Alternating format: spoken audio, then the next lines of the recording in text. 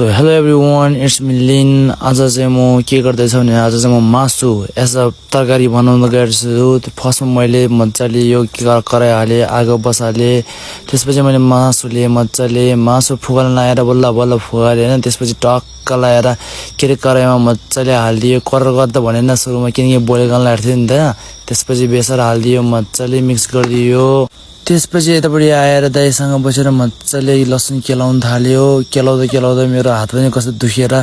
मतलब हुन्छ नि कस्तो भएर त्यसपछि मैले मजाले त्यो हाम्रो अचार पिउने ठाउँमा के सामान हाल्नु पर्यो सबै मजाले हाल्दियो त्यसपछि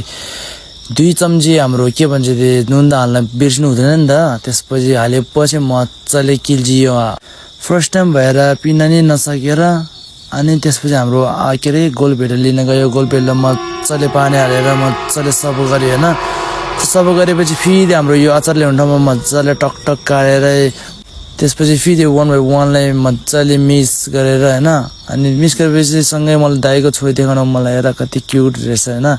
त्यस सकेपछि फेरि मैले अचार हाली मिक्स गरेर मजाले बटुकोमा हाल्दियो त्यो बटुकोमा हालेपछि मैले उता टाढामा लगेको थियो हाम्रो त्यसमा मैले मासु बोइल गरेर राखेको थियो अब त्यो बोइललाई मजाले झिकाल्दियो कराई बसालेर मजाले यो प्याज स्याजहरु सबै मजाले मिक्स गरिदियो मिक्स गर्दा अनि मलाई हाम्रो मासु हाल्नु पर्यो हैन मासु हाल्दि टक्क लाएर त्यसपछि हाम्रो बेस्ट के भन्छ पिकल पनि हाल्दियो पिकल हालेपछि पनि मजाले मिक्स गरिदियो अब मलाई पानी अलि नभेर अलि पानी हाल्दियो मजाले मिक्स गरिदियो त्यसपछि चलाउँदा त्यसपछि तरकारी चाहिँ पाक्यो त्यसपछि मैले उचार लगिदियो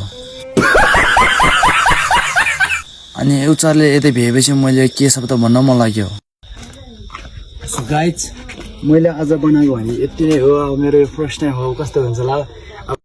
त्यतिमा बोल्दा हाम्रो कहानी सक्यो।